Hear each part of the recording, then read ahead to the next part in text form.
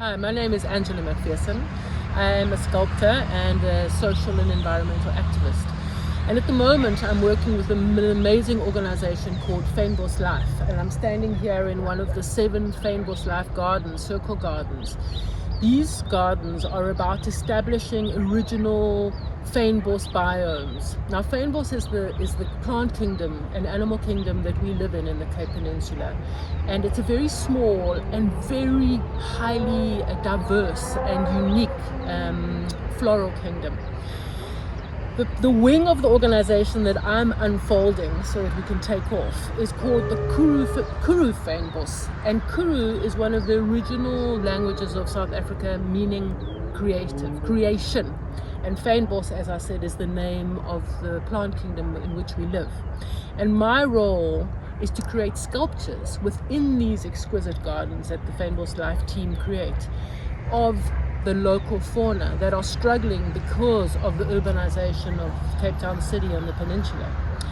So basically it's got a couple of layers to it, and what I do is that I find one of the creatures within each of these biome circle gardens to explore and to bring into public awareness.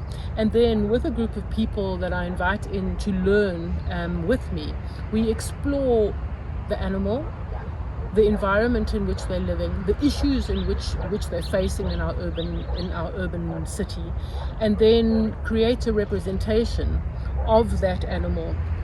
Here behind me is the Cape Flats Ranger butterfly. This I created with a group of 3 other people, and basically in the process I teach people how, first of all, to imagine, to design, and then to weld and weave. So it's a co-creative process, but really the overall intention is to bring awareness to the public of what's happening due to urbanization. For example, the Cape Flats Ranger butterfly is of the Strandveld Fynbos type, and there are, according to the scientists, an estimate of 50 left in the entire world. Now the Strandveld is an area that actually of vegetation that actually is all along the coast, and in theory we should have a plenty of it. But because of parking lots, roads and urban development, there's actually and domestic gardens of lawn and imported plants, there's very, very little left of original endemic Strandveld bush. And so all the animals and insects, the birds, the creatures that actually pollinate these plants and who the plants provide food and shelter for are losing out big time. So what we try to do, we actually plant Strandveld in their gardens, take out their lawns, take out their oaks, and actually re-establish the original bush. And once you do that, you start bringing in the animals and the insects that lived here. You don't have to detract, they live together, it's an ecosystem. So what we're trying to do is establish little islands of these ecosystems, or these living indigenous ecosystems that can spread and re-establish themselves for a future where everybody can actually live healthily.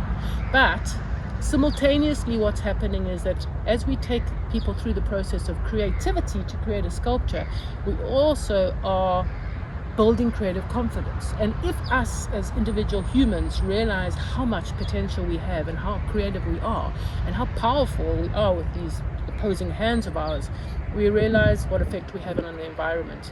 And what's happened up to this point is we've used that power of ours to actually be hugely destructive on our environment and on each other. So this is a project which is really to try and remind us how much power and creativity we have, what effect we have on our environment, and how we can make different choices to affect our environment in a way that everybody can move forward and have a place to live in this world.